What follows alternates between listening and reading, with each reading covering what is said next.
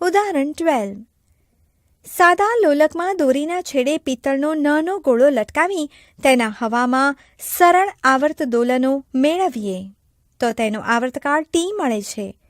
હવે આ પિત્તળના ગોળાને પ્રવાહીમાં ડૂબે તેમ રાખીને તેના સરળ આવર્ત દોલનો મેળવીએ તો નવો આવર્તકાળ √2T મળે છે.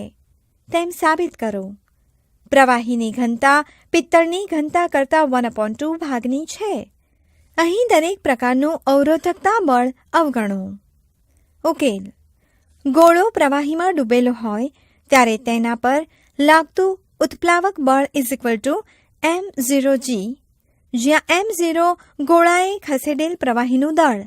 જો ગોળાનું હવામાં વજન mg હોય તો પ્રવાહીમાં તેનું અસરકારક વજન mg - m0g.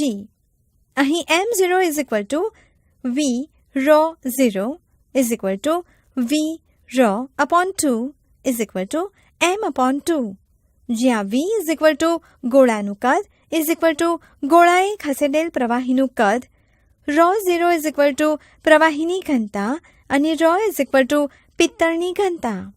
માટે પ્રવાહીમાં ગોળાનું અસરકારક વજન mg - mg/2 1/2 mg. માટે પ્રવાહીમાં અસરકારક ગુરુત્વ પ્રવેગ g'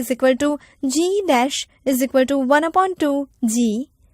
હવે T 2π √L/g પરથી T આલ્ફા √I/g 1/g. માટે T' √G/g √2g/g. માટે T' √2T.